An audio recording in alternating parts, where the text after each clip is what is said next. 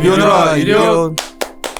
네, 82회입니다. 매주 월요일은 발간되고 있는 매크로 투자회를 가지고서 저희가 신중호 팀장과 최강 이코노미스트랑 셋이서 하우스비에 대해서 얘기를 합니다. 오늘은 네탕트로의 길인데, 일단 시작하기 전에 주말에 많은 뉴스가 있었어요. 특히 세 가지가 되게 아침 모닝 미팅에서도 좀 얘기를 했었는데, 일단 미중 무역 협상 결과는 뭐 소소한 수준이라 보면 되겠죠, 최강 이코노미스트? 예, 뭐 다 예상 그래도 어느 정도 했던 정도라서요. 뭐 그래도 뭐 안 된 거보단 훨씬 낫다. 저는 그냥 어떤 식으로 아까도 몇 군데 콜을 들었는데 어떤 식으로 말씀드리냐면, 우리가 이제 보통 사람들 증시에 있는 분들이 그런 얘기 많이 했잖아요. 저기 트럼프는 재선 가도를 위해서 뭔가를 한다. 근데 이제 이게 좋다라는 게 아니라, 일단 트럼프가 이 중국이라는 존재를 저기 대선을 위해서 활용은 하겠구나. 그런 느낌은, 그러니까 활용을 하겠다라는 거는 뭐 어쨌든 뭐 위안화나 뭐 여러 가지 뭐 어떤 경기 진작책이나 이런 것과 다 연결시켜서 보면 결국 주가를 부러뜨리기보다는 높여놓아야 되는 게 대선 가도에 좋은 거잖아요. 그런 상황에서 중국을 어떻게든 활용은 하겠구나. 요 정도. 이게 뭐 해결된다 이런 게 아니라, 중국도 홍콩이라든지 최근에 대만이라든지 이런 부분까지 불거지다 보니까 거기다가 이제 급하게 또 북한까지 끌어들였는데, 중국도 일단 이 미국을 완전히 배제한 자기만의 독단적인 경제 정책으로는 잘 안 되는 걸 알고 있구나. 이 정도가 G20 회담에서 둘 간의 협상이. 근데 이제 문제는 G20이 이제 이 둘의 협상 결과에 대해서 좀 더 시간이 지나야 좀 더 상세히 아는 거 아닌가? 뭐 좀 약간 아직 뭐 아직 구체화된 거는 없어서. 아르헨티나 작년 말이었잖아요. G20 정상회담 때도 사실은 이제 보통 정치 언어론 보니까 탑 어프로치라고 하더라고요. 그러니까 세부적으로 이렇게 막 세상에 다 결론이 돼서 정상에 만난 다음에 사인하는 그런 식이 아니라, 일단 정상에 만나고 그리고 다시 이제 세부적인 걸로 이렇게 슬슬 넘어가는 그런 얘기를 드리는 거죠. 두 번째, 좀 오늘 이번 주 이제 시작하기 전에 말하고 싶은 게, 이제 화웨이에 대해서는 거래 재개되니까 좋은 뉴스인데, IT에 블랙리스트. 문제는 뭐냐면 일본으로부터 아침에 우리 모닝 미팅 얘기를 많이 했잖아요. 예. 이런 식 궁금하실 거예요. 일본에서 결국 그런 공급 안 해주면 반도체 생산에 문제가 생기냐? 문제가 생깁니다. 근데 이게 과연 가능한 건지에 대해서는 지켜봐야 되는 부분이 있고, 단기적으로는 좀 근데 뭐 큰 이슈는 안 될 것 같죠, 그거 지금은. 워낙 그러니까 저도 그쪽은 사실 테크니컬한 부분이라 잘 모르는데, 여러 가지 뉴스라든지 규제의 어떤 그 배경이라든지 이런 거 보면 단순히 이제 단기화 이상으로 가게 되면 일본도 사실 되게 힘들어지는 거더라고요. 대체하기가 힘든 건 사실이에요. 그러니까 뭐 대체를 하는 기업들도 일부 있긴 있는데, 그치. 그리고 그게 미국에 있는 뭐 다우케미칼이나 이런 애들과 관련돼 있고, 한국에도 좀 이 중소형주들 아침에 좀 두둑해 보니까 크게 이제 뭐 갭상승해서 출발은 하는데, 그게 완전히 대체되는 건 아니야. 그렇죠. 근데 이제 워낙 큰 이슈니까 길어지지가 않는다 정도의 이 접근인 것 같아요, 다들. 마지막으로는 이제 정말 깜짝 쇼는, 서프라이즈는 뭐 어떤 분은 뭐 당연히 알고 있었다 하지만 DMG 좀 뭐 대북 만든 건데, 너무 그 넘는 게 너무, 하여튼 저번에 한번 봐서 그런지 그렇지만 아침에 미국의 월가 반응은 좀 그렇게 아주 뜨겁진 않았던 것 같아요. 뉴스 많이 나왔는데, 대북 이번에 트럼프의 어떤 그 이벤트에 대해서. 그러니까 이것도 다 2020을 위한 캠페인의 전체적인 전략적인 트럼프의 행보지 않겠냐. 트럼프가 비주류인데다가 여론의 어떤 전체적인 환기의 효과를 갖고 가야지만이 사람들의 기대 심리를 살리는 그런 어쩌면 캐릭터잖아요.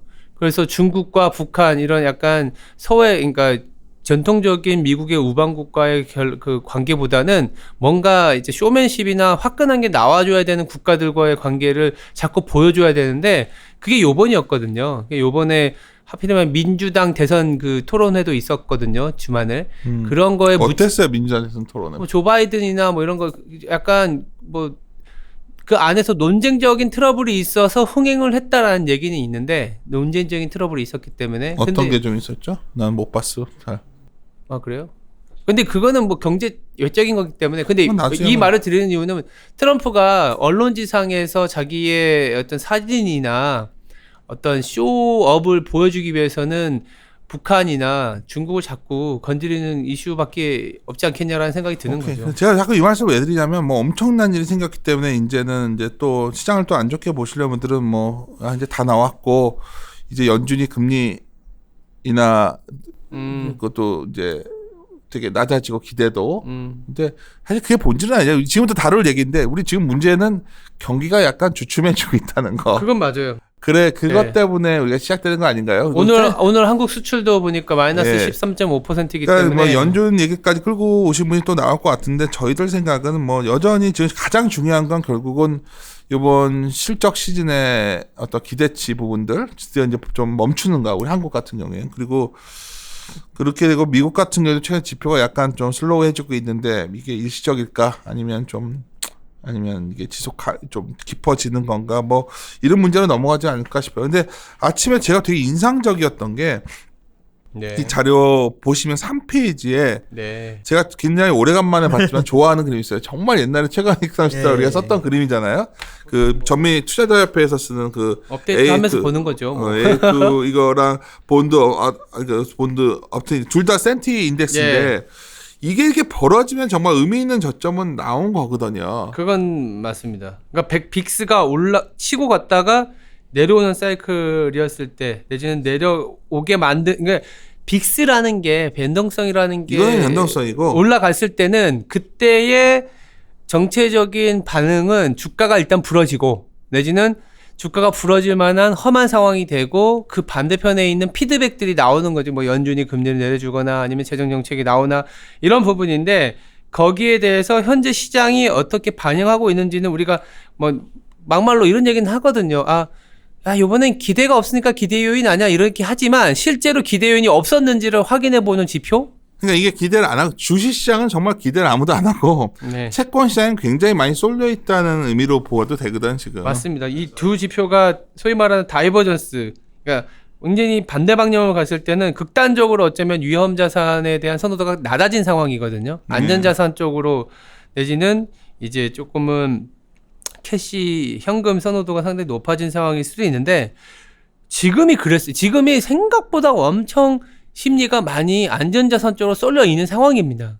그쵸. 그 정도란, 왜냐하면 주가가 생각보다 우리가 잘 버텨주니까, 뭐 이게 학습 효과가 있기 때문에, 물론 무조건 정책적인 게 나올 거라는 학습 효과가 있어서 좀 주가가 옛날에 어떤 그 위기나 어떤 공포심보다는 좀 낮은 상황이긴 한데, 이 전체적인 자산 배분상, 그리고 센티멘트는 일단 기대 자체가 위험 자산은 아예 없어요. 거의 없는 상황이기도 합니다. 왜냐하면 저도 이렇게 얘기를 드리거든요. G20 정상회담이 끝났다고 내지는 무역 갈등이 더 깊어지지 않는다고 해서 다시 당장 무역량이나 실적이 올라갈지에 대한 그런 기대 요인은 또 다른 문제라고 보는 거죠. 시차로 두고 봐야 되고 수출이 정말 회복되는지 봐야 되기 때문에 그거에 대한 기대 요인은 사실 없는 거잖아요. 지금 낮은 수준이잖아요. 그 정도로 봐주시면 되는데 재미있는 거는 우리가 항상 뭐 데이터라는 게 또 틀릴 수도 있고 내지는 데이터를 통해서 가늠을 해보면 그때마다 글로벌 주식시장은 바닥이었다 라는 정도의 어떤 뭐 지표로서의 어떤 받을 수 있지 않겠냐라고 말씀드리고 있습니다. 그리고 또 하나는 글로벌 경제가 좀 불확실해지면 달러가 강해지고 맞습니다. 이 글로벌 불확실성 지수는 어떻게 조치하는 거야? 나 정확히 이거 몰라. 그냥 이 데이터를 긁어온 거지. 제공해주는 예. 긁어온 거지 그냥. 네. 하는데 이 자체를 신뢰하기보다는 이 경제 불확실성 지수가 흘러가는 방향과 달러화 지수가 올라가는 방향에 대한 거를 얘기 드리고 싶은 거예요. 그러니까 뭔가 불안해지면 달러가 강해진 건 맞잖아요. 이것도 데이터를 보여주는 뭔가 불안해져서 달러가 강해졌는데 물론 달러가 강해지는 게 불안한 요소도 있지만 미국의 어떤 경제 성장률하고도 맞물리긴 하지만 어쨌든 뭔가 불안해지면 사람들이 달러를 사는구나라는 거는 그러니까 직관적으로도 알고 있고 데이터로도 보여드리는 거고요. 만약에 그렇다면 지금 정치적으로 상당히 경제적으로 불확실성이 있었던 게 무역 갈등이었는데 올해만 놓고 보면 그 무역 갈등의 어떤 불확실성은 가장 어떤 안 좋은 구간을 넘어서지 않겠냐. 그러면 달러를 굉장히 강하게 만들었던 여러 요인 중에 이런 불확실성 지수가 조금은 내려올 수 있는 하나의 모멘텀은 될 수 있겠다라는 생각에서 차트를 넣어놨습니다. 근데 결국은 뭐 네. 여러 개지만 이제부터 하나지만 미국 기업도 실적도 좀 안 좋은 것 계속 같고. 내려오고 있어요. 예. 이건 2019년에 어떻게 대한 이게 추정치가 당장 변할 것 같지가 않아서 지금. 당장 안 변하는데 만약 변한다면 2016년에서 2017년과 같은 그림이지 않겠냐? 라는 얘기를 드리고 싶은 거고 2016년에서 17년에 미국 기업들이 EPS 그로스가 굉장히 좋았었던 이유 중에 하나는 2016년까지 리비전 하향이 상당히 빨리 됐었어요. 그때 달러화가 그 이전에 굉장히 강했었고요. 미국이 2015년에 달러 엄청 강했었잖아요.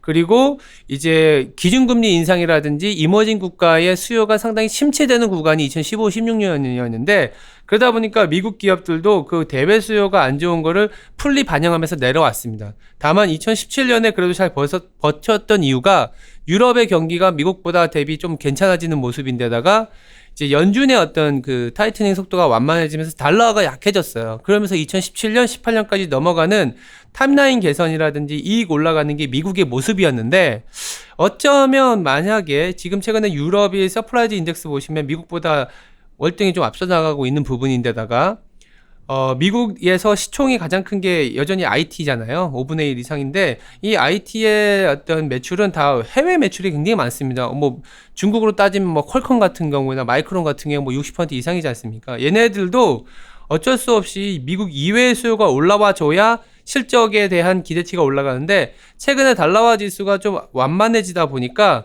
당장은 아니지만 이거 일부러 선행시켰는데 4페이지 오른쪽에 있는 거 보면 한 2분기 정도 선행한 거하고 비슷하게, 그러니까 달러화 지수만 갖고 얘기를 하는 건 아니지만, 달러화 지수가 완화됐을 때의 글로벌 경기를 미국의 IT 기업들도 반영을 하는구나. 그렇다면 2분기까지는 마이너스예요. 이제 7월 달에 이제 곧 실적 시즌에 계속 아마 실적과 관련된 얘기 나오는데 2분기 실적이 마이너스인 건 오케이 다들 알고 있는데 최근에 달러가 약해진 거랑 G20 무역 그 정상회담에서의 악화되지 않는 거를 반영했을 때 지금 미국의 탑 기업들이 주는 가이던스가 아마 7월에는 좀 생각보다는 그래도 좀 괜찮아지게 나오면 글로벌 증시에는 좀 훈풍이 돌 수 있다. 이 정도의 차트라고 보시면 될 것 같습니다. 그러니까 이 3분기부터는 한 YOY로 한 단자릿수 회복은 좀 기대는 하고 있더라고요. 근데 하여튼 뭐 이게 이제 모든 게 이제 합쳐서 나오는 게 결국 이제 보면 이제 요번 주에 건 ISN도 나올 거고 안 좋게 뭐 나올 텐데 다 안 좋게 나올 것 같아서. 컨센서스는 좀 안 좋죠. 안 좋게 그러니까 지금 본질은 이게 당장 변할 가능성은 없잖아. 최강 이코노미스트. 당장 변할 가능성도 없고 지금 주식이 나쁘다는 얘기는 주식은 이걸 반영해 온 게 아니냐는 거지. 반영해 왔죠. 예. 그래서 통화 정책 같은 게 나온 거 아니야?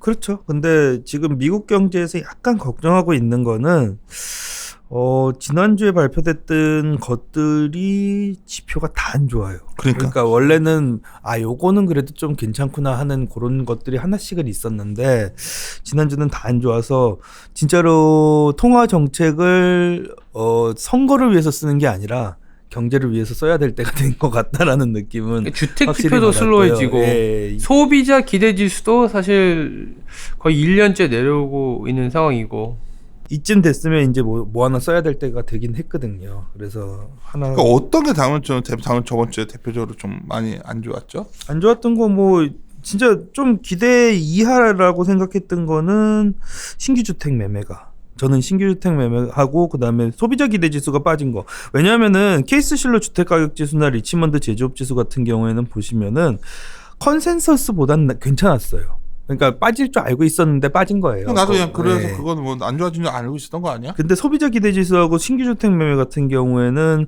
좀 버텨줬으면 했던 지표들이거든요. 그러니까 원래 미국에서 지금 강한 부분들이 요 두 소매 판매하고 그런 부분들이 자산 가격 같은 부분들인데 그게 좀 버텼으면 했는데 못 버텨고 넘어갔다라고. 신주택이 이렇게 많이 안 좋은 거야? 뭐 그래도 굉장히 경고하는 거 아닌가 이 정도면? 견조한 거죠. 견조한 건데 이게 더 꺾여 나갈 뻔했다. 우리나라만 잠깐 생각하면 너무 견고해 보여서. 근데 이제 이런 지표들이 어쩌면 또 약간 안 좋지만 좋다고 얘기하는 건 아닌데 연준이 뭐 G20 이 그러니까 G20 정상회담 이후에 다시 뭐 매파로 돌아서는 거 아니냐라는 걸 좀 방어하는 지표는 되는 거죠. 미국이 지금 지표 자체가 그렇게 막 확 좋은 상황은 아니다. 아까 말씀하신 것처럼 이거를 반영해서 사실은 주가도 좀 내려온 상황이었다라는 얘기를 좀 드리고 있는 상황입니다. 지금 우리가 녹음하는 사이에 최강 이코노미스가 전화를 받고 있습니다. 이게 잘못 들어갈 수도 있는데 너무 급한 전화인지 받고 있어요. 기관 콜인 것 같은데. 네. 우리가 이렇게 보통 녹음하다 보면 중간중간에 약간 뭔가 뭐 흐름이 끊길 때가 있는데 급한 일이 생겼습니다. 네. 최강 이코노미스가 세미나 일정 조정 때문에 잠깐 했고. 그 미국 얘기다 말았는데 앞에 거는 난 알아 무슨 말인지. 근데 이제 나머지 지표들 중에서 나는 오히려 좀 이거는 이제 급락했던 게 그 취업장 변동 지표 있잖아요. 왜 이렇게 급락한 거야? 저도 이거는 나 이거 이게 이런 거 보면 좀 안 좋더라고 이게. 이거는 이제 발표될 거예요. 지난번에 급락을 했던 건데 그렇지. 요번 주 같은 경우에 이게 이번에 급락한 게 아니라 예. 저거. 나 이거 보고 그림만 보고서 그랬지. 왜 이번 주에 그래서 나오잖아요, 지난번에 공개표가. 생각해 보시면은 고용 되게 안 좋다 막 얘기 나왔잖아요. 이거였구나. 그게 이게 이거였거든요. 기억난다. 그래서 요번 주에 ADP 취업자 변동하고 ISM 제조업 지수가 나오니까 ISM 한 50일 뭐 요노 아니가 컨선이 지금? 예. 네. 그래서 요 두 개가 이제 제대로 버텨줄 수 있는지 확인을 한번 해보고 넘어가면 될 것 같다라고 보고 있는 거고요. 미국 요번 주 같은 경우. 난 이 말하고 싶어요. 뭐 미중 무역 협상이 그래도 봉합이 됐기 때문에 미국 연준이 스탠스가 바뀔 거다. 아니야, 지표들 보고서 연준이 이제 나설 것 같은데. 네, 저도 나설 것 같기는 합니다. 이거 보고 있으면. 7월 말에 이제 있고요. 반면에 유럽은 정말 버텨주네 이제 확실히. 예, 근데 유럽이 요게 이제 진짜 제조업 PMI가 한 번 더 버티든지 반등 나오는지 그것만 확인해 주시면 될 것 같아요. 그거는 한번 짚고 넘어가셔야 될 것 같은 게 파웰이 금리 인하 안 한다라고 얘기한 것처럼 또 다시 얘기가 안 하는 게 아니라 그러니까 50bp를 너무 그러니까 너무 과도하게- 사람들이 왔다 갔다 막 이걸 안 따라다녔으면 좋겠어요. 그냥 통화 정책은 완화적으로 가는 건 확실하다. 요 정도로만 생각을 하시고서는 가주시면 제일 좋을 것 같은데 그렇게 보시면 될 것 같고요. 소매 판매 증가율은 확실히 요번에 확인 한번 하시고 넘어가야 된다라고 유로존 거 말씀드리고 있고요. 생각보다 요번에 지난주도 그렇고 요번 주도 그렇고 경제 지표가 발표된 게 그렇게 많지가 않습니다. 그래서 요번 주가 그지 뭐. 예, 딱히 뭐 경제 지표에 있어서는 그렇게까지 뭐 의미가 있다라고는 말씀 안 드리고 있고요. 중미무역 분쟁 관련해서는 저는 고민하고 있는 건 이거예요. 그러니까 11페이지인데 통화 정책 관련해서도 고민을 하고 있는 건데 글로벌 경제 정책 불확실성하고 그다음에 글로벌 교역량 증가율을 그려보시면은 분명히 같이 움직입니다. 그러니까 사람들이 이거를 거의 많이 증거로 제시하면서 봐라, 중미 무역 분쟁이 올라가서 글로벌 정책 불확실성이 올라가고 그것 때문에 글로벌 교역량이 줄어든 거다 지금까지 그렇게 말씀을 역축이니까. 하시죠. 예. 근데 OECD에서 발표하는 이 M1하고 글로벌 M1하고 M3 증가율을 그러니까 유동성이죠. 글로벌 유동성을 보시면은 오른쪽 밑에 보시는 것처럼 이 M3가 줄어들기 시작하는 시점하고 글로벌 교역량이 줄어드는 시점하고 동일합니다.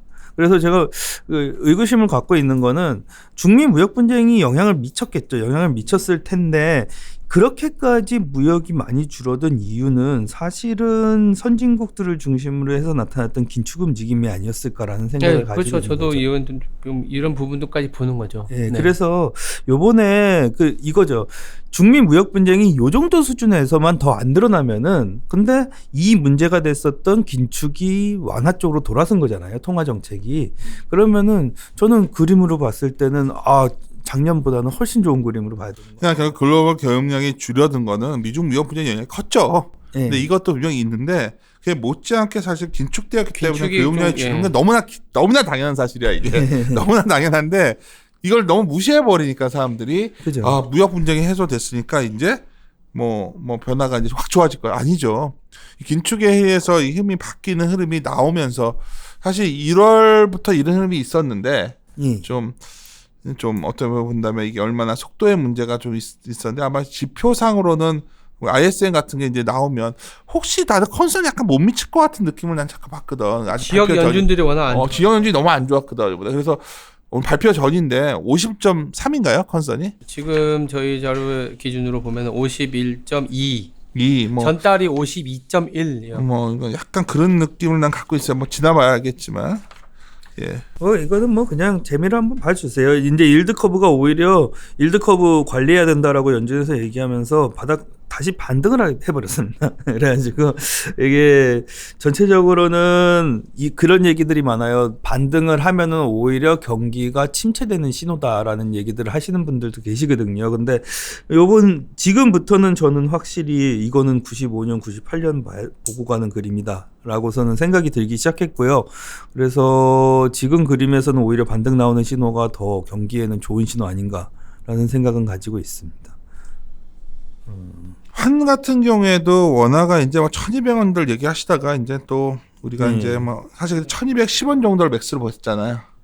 그죠? 1,210원입니다. 그거는 근데 뭐 이제는 못 갈 거예요. 그러니까 근데 이제 뭐 우리나라 성장률 전망도 이제 뭐 너무나 쉽게들 다 2% 미만 얘기하는데 예. 많이 반영한 것 같고 이 날짜가 왼쪽 밑에 보시면은 그 12월 1일에 이제 중미무역 분쟁이 일시 휴전했잖아요. 그다음에 7월 1일에 일시 휴전하는 건데 이 중미무역 분쟁 문제가 없으면은 컨센서스를 그렇게까지 밑으로 치고 내려버리지는 않더라고요. 그래가지고 컨센서스가 경제 성장률 컨센서스가 안 내려간다라고 하면은 오른쪽에 보시는 것처럼 중미무역 분쟁 요 정도 수준이면 95포인트까지는 달러 갈 수 있는 수준인데 거기에 더해가지고 기준금리 인하를 하거나 아니면은 요번에는 제가 여기다가 실수로 못 넣었는데 북한 DMZ 문제는 확실히 원화한테는 호재거든요. 그치. 그래서 그거는 원달러 환율에 반영을 해주셔가지고 계산을 하셔야 돼가지고. 근데 아까 또 북한 이슈를 말았는데 이제 이런 느낌. 아침에 이제 뭐 저도 이제 방도 있고 하잖아요. 대화방 같은데 느낌이 어떠냐면 너무 기대 이상이었고 좋았는데 그렇다고 대북 관련 이슈를 막 포트폴리오를 변경할 것 같지는 않더라고. 왜냐면 그죠. 뭐 저런 건 뜨겠죠. 모티 같은 그런 뭐 이런 것들이 뭐 이슈 테마 하시는 분들이 하겠지만 예를 들어서 우리가 관심이 현대건설 같은 거에 대해서는 오히려 실적 시즌을 앞두고 있다 보니까 좀 냉철하게들 바라보는 느낌이에요. 그래서 그렇고 어쩌면 방향에 대해서 중국이 또 어떻게 나오냐가 또 중요하다는 또 의견들도 많이 부상하는 것 같고 사실 오늘 아침에 제가 좀 안진아 연구원이 발표할 때 좀 묻고 싶었는데 미국에서 반응하는 게 싸늘한 것 같아 느낌에. 왜냐하면 트럼프가 너무 이런 거 있잖아요. 저도 우리한테는 제가 봤을 때 문재인 대통령이 그래도 중간에서 계속 시도를 한 게 이런 결과를 가져왔다 봐요. 기본적으로. 근데 이제 트럼프가 너무 쇼맨십 위주로 가니까 뭐 이런 것도 있었는데 내가 기억 안 나는데 그 기사 뭐냐면 난 못 봤어. 근데 오산기지에서 마지막에 떠나기 전에 무슨 영화 장면처럼 했다며 막 음악 나오면서. 내가 그때 하여튼.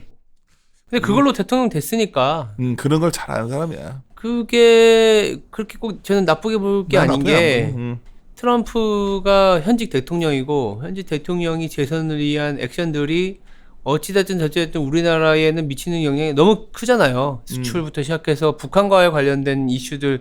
근데 그거를 이제 저건 쇼다라고 얘기하기에는 실물딸이나 우리의 그 어떤 정치권에 미치는 영향이 크기 때문에 결국 그게 그 모든 쇼가 내년에 대선 과도라고 보면 그 대선 과도에 맞게 우리도 좀 대응을 해야 되지 않겠냐는 생각을 조심스럽지만 당장은 실적신이 앞서서 우리가 세게 말을 못하겠는데 다들 하반기 지금 꺾어놨는데 다 안 좋게 보긴 했어요. 나는 느낌이 우리는 하반기를 올라간다로 우기고 고집을 피운다고 욕도 먹었는데 박스권에서의 위로. 아니 약간 내가 더 강세형이었어. 그렇죠. 근데 뭐냐면 그냥 뜨거워지는 거 아니야 내년까지? 트럼프의 행보를 보건데 대북 관련 저희 북미 대화 이슈도 내년쯤이면 상당히 더 진일보할 것 같은. 뜨겁게 불타올랐다가 뜨겁게 식어버릴 수 있을 것 근데 같아요. 이제 뭐 그런 건 있어요. 예를 들면 뭐 지표는 당장 지금부터 더 악화되지만 않으면 전년도 하반기가 워낙 안 좋았기 때문에 올라서는 건 맞더라고요. 그러니까 가장 우리가 본질적인 답변을 신종호 팀장이 해준 거예요. 왜냐면 작년과 다른 게 뭐냐면 지금은 정책이 완화적이야. 완화적이죠. 여기에 모멘텀이 붙었었죠. 실적이 안 좋은데 실적도 그냥 내려올 만큼 내려와 있어 기대치가. 그래서 나는 그리고 아까 맨 처음에 보였지만 소위 주식에 관한 서베이 지표나 채권 서베이 지표 서로 극단으로 벌어져 있어 지금.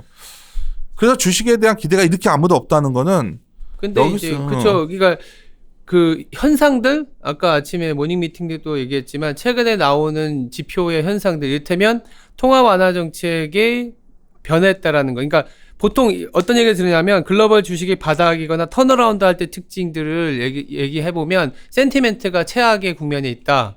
거기다 그러다 보니까 완화 정책이 나왔다. 그 지표도 어닝 개선도 모멘텀이 QOQ가 계속 플러스가 되는 게 아니라 소위 말하는 적자에서 흑자로 돌아서는 거.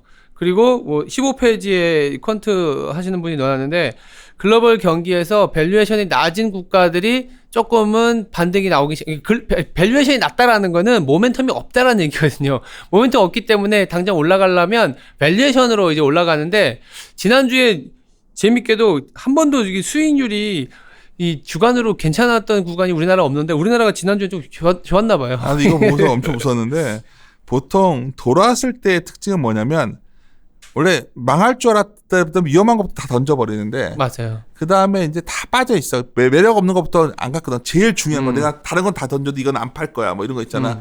보석이 있다면 나머지 돈이 힘드니까 다 팔아버리고 보석만 갖고 있다가 그래 하면 이제 여유가 좀 생기면 좀 싸구려도 사들이거든. 싼 것부터. 근데 싸구려라는 의미가 여기서 안 맞는데 비유가 적절하진 않은 것 같아. 하여튼 턴어라운드 스타일 때는 PBR로 싼 놈부터 도는데 네. 딱 그 시그널이 나왔거든 저번 주에. 그러니까 이제 지표들은 이것도 그래요. 재밌어. 예, 우리가 이제 보는 뭐 밸류에이션에서의 어떤 뭐 특징, 국가들의 움직임의 특징 아니면 센티멘트의 어떤 지금의 어떤 위치, 뭐 정책의 어떤 전환 그리고 뭐 달러의 방향성 이런 것들이 만약 뒤돌아 놓고 보면 턴어라운드의 저점일 가능성이 있지 않겠냐. 그러면 하반기가 사실 갈수록 뭐 우리가 전망하기가 어려워지는 국면이긴 한데요. 정치적인 것도 있고 해서. 근데 요럴 때가 사실 좀 바닥이었다는 얘기는 좀 드리고 싶은 건 맞아요.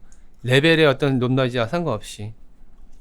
근데 이제 문제는 아치언이전 오늘부터 이제 지수가 막 뜨겁진 않을 것 같은 게 전자에 관해서 약간 노이즈가 생겼기 때문에. 근데 전자가 어차피 2분기 3분 잠정 실적이 나오는데 저번 마이크론의 딱 발표를 보면 이후에 그림이 나빠져 보이진 않거든. 그러니까 결국은 뭐 일본이 어긋장을 논다고 해서 이 반도체 비즈니스가 완전 어긋장 나는 거냐 그게 아니라고 본다면 그리고 미국 같은 경우에도 보통 중국 미중 무역장 완화가 되면 뭐가 제일 좋을까? 미국 IT거든. 그건 저는 그것도 맞는 것 같아요. 예. 그러면 이것도 이렇게 노이즈가 클 것 같지는 않고 그러면 이거에다 대북이 관련된 이슈는 여러 가지 뭐 대북 관련주로 흔히 통칭되는 그런 것들 좀 선방 중국도 뭐 관련주도 약간씩 선방하면 이거저거 들쑥날쑥 올라오는 장이 시작되지 않았나. 저는 나빠 보이진 않고요. 그다음에 두 가지를 보고 있는 건데 조금 특이한 의견으로는 두 가지를 보는 건데 그 95년 자꾸 말씀드리는 게 뭐냐면은 95년이 되게 공교로운 해였었거든요. 앨런 그린스펀이 들어오면서 인플레이션이 될 만한 요인이 별로 없다. 인플레이션을 걱정할 필요가 없다라고 하면서 기준금리를 95년에 인하하기 시작했는데 그때 인하하기 시작했을 때 나왔던 얘기가 보험성 인하라는 게 그 연준 부의장을 통해 가지고 그때 처음으로 나온 말이에요. 그래서 이때 처음 나왔던 거야. 예, 그때 처음 나온 말. 인슈런스 컷이. 인슈런스 컷이라는 얘기가 나오기 시작하면서 그때 IT 버블이 만들어지면서 98년에 우리나라 IMF 사태까지 같이 만들어진 거였잖아요. 그래서 약간 부글부글 끓어오르기 시작하는 해가 95년이었다고 봐주시면 될 것 같고요. 두 번째로는 MMT 이론, 현대 그 통화 이론이 계속해가지고 얘기가 나오고 있고 레이드 할리오 같은 분들이 계속해서 그걸 좋다고서는 계속 얘기가 나오고 있거든요. 근데 저도 이거를 깊숙하게 조금 보다 보니까는 그런 생각은 들어요. MMT 이론을 차용해서 가지고 오면 그걸 굳이 다 쓸 필요가 없이 그걸 가지고 오면요. 트럼프 같은 경우에는 부채 한도 상향 이슈 같은 거에 안 걸리면서 인프라 투자나 이런 거를 자기 마음대로 할 수가 있게 돼버리고요. 두 번째로는 MMT 이론의 단점이 기축 통화여야 되고 그 다음에 통화가 약세로 간다라는 게 단점으로 지적이 되더라고요. 근데 그게 트럼프가 하고 싶어 하는 거거든요. 통화를 약세로 보내는 거. 달러가 당연히 기축 통화인 건 당연하고. 그렇게 보면은 지금은 아니에요. 지금은 왜냐하면 기준금리를 내려놓을 게 더 많이 남아 있어서 MMT는 0% 기준금리부터 시작을 하니까 지금이라고 말씀은 못 드리는데 그거를 바라보면서 시작하는 게 아니냐라는. 민주당이 MMT에 대해서 굉장히 우호적인 사람들이 열 명 있잖아. 미국 민주당은. 그렇죠. 그러니까 이게 돈이 재정 적자를 그러니까 이 말을 하면 또 인슈런스 컷 얘기를 하면 이제 95년만 생각하는 게 아니라 결국은 95년에 인슈런스 컷 때문에 뭐 미국만의 버블이 나왔던 거고. 그죠. 나머지들은 힘들지 않았냐. 뭐 여러 가지 그때 똑같이 반복되진 않잖아 우리가. 근데 이렇게 보시면 되죠. 그때보다 상황이 나은 게 그때는 이제 외환위기 나오고 동아시아에서 외환위기 터지면서 그게 한국까지 전이되어 오는 과정이었기 때문에 전 세계 그쪽 이머징 쪽이 다 안 좋았어요. 별로 그쪽 동남아시아 쪽. 근데 지금은 다들 튼튼하잖아요. 한번 그걸 겪어봤던 나라들이라서 그래서 생각보다 오히려 글로벌 경제나 교역량 같은 경우에는 더 빨리 올라갈 수도 있겠다라는 생각은 분명히 가지고 있는 거고요.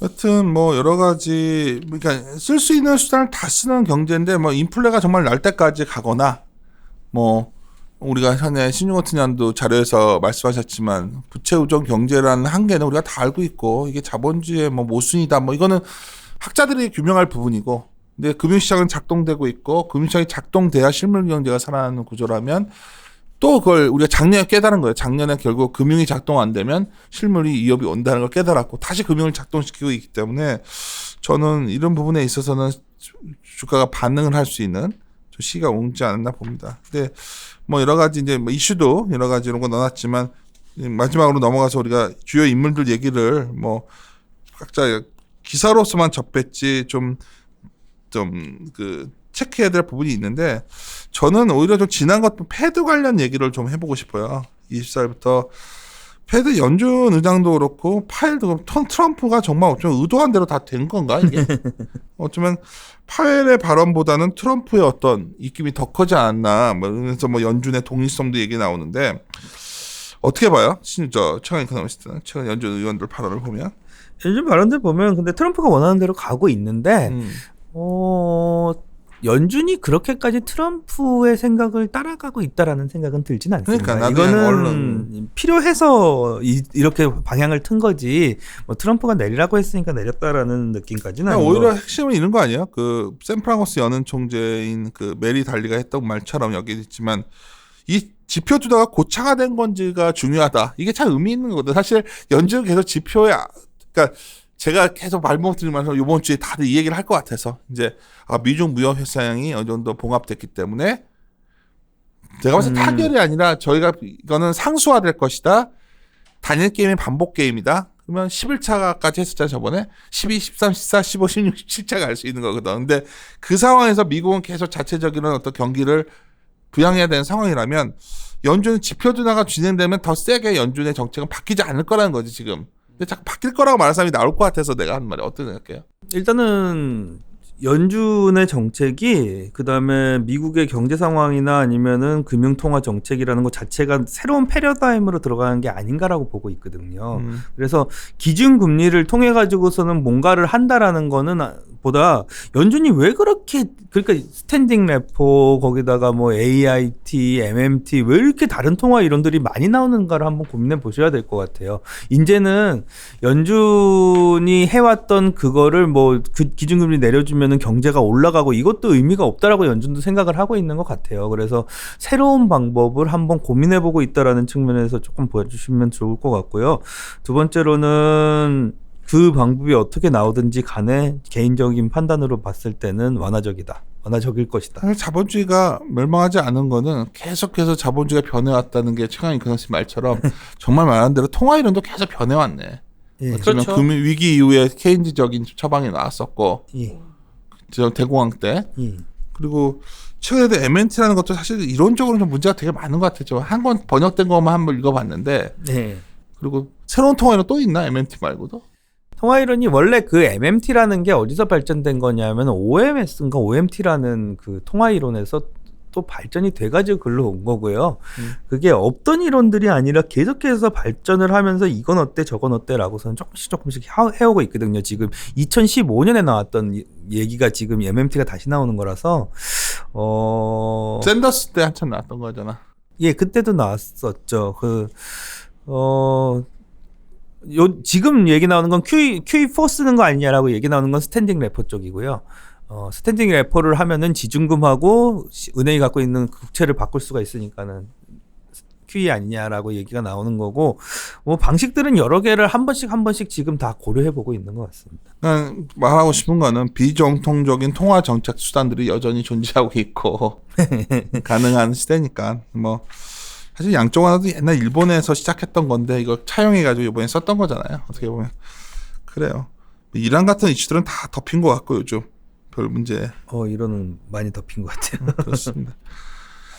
이번 주 그렇게 막 사람들이 흥분할 일도 아니고 그냥 컨설트 수준에서 그런 이슈가 넘어왔고 이제 정말 실적 시즌인 것 같아요. 네. 실적 시즌이기 때문에 실적 하나하나 갖고 체크를 해보겠는데 제가 이제 여기에 아까 언급을 안 했지만 어쩌면 어닝에 이렇게 유례 없었던 소위 상반기의 어닝 소위 기대치 조정이 정말 마무리될 거로 좀 봅니다. 이번 분기 시즌에 그게 되게 의미 있다 봐요. 결국 하반기 장을 바라볼 때. 뭐 결국 뭐 삼성전자나 하이닉스 같은 애들이잖아요. 근데 뭐 반도체 애널의 시각을 보면 저희 하우스나 다른 하우스도 보면 결국 최근에 나오는 모든 이슈들이 워낙 안 좋았기 때문에 마이크론 같은 경우에도 감산을 굉장히 많이 비치는 거고 그냥 뭐든지 이제 사이클이라는 거는 수요가 만들기보다는 공급에서 만드는 거. 유가도 마찬가지고 항상 뭐 재고 사이클이니 뭐 이런 얘기 하지만 다들 수요는 항상 어쩌면 굉장히 일정한 수준에서 각도를 바꾸는 거는 엄청 어려운 일인 거죠. 수요의 각도를 바꾸는 거는 이거는 경제학 쪽에서 보시면 더 아시겠지만 엄청 힘든 구조예요. 그것도 빠지는 속도도 왜요? 근데 이 수요가 있는 어떤 일직선상에서의 플럭추에이션, 그 경기의 변동성 항상 공급에서 나오는 건데, 그럼 반도체가 공급을 줄여가는 과정이기 때문에 이게 저점을 만드는 과정은 수요가 저점을 만들어주는 게 아니고 공급이 저점을 만들어주고 그러다가 이제 공급이 수요보다 또 상당히 많이 언더에 있으면 가격이 올라가고 다시 공급이 늘어나고 그러다가 이제 다시 또 수요를 넘어서고 이런 사이클인데 지금 그렇게 보면 우리나라 실적도 그러한 과정에서 보면은 뭐 반도체가 저점을 잡아가는 공급 사이클이라고 보면 한국의 코스피도 이익도 2분기가 어닝 추정치 하향의 어떤 그 좀 바닥을 만들어가는 구간이지 않겠냐는 생각은 갖고 있습니다. 오케이. 네. 하여튼 마무리 짓고요. 하여튼 이번 주에 하여튼 하반기 시작하는 거니까 더 고민해서 우리가 고민의 흔적을 자료로 담고 그 담은 자료를 갖고 한번 이 이야기를 계속 앞으로도 네. 업데이트하도록 하겠습니다. 예, 마무리 짓겠습니다. 이리온다. 이리온.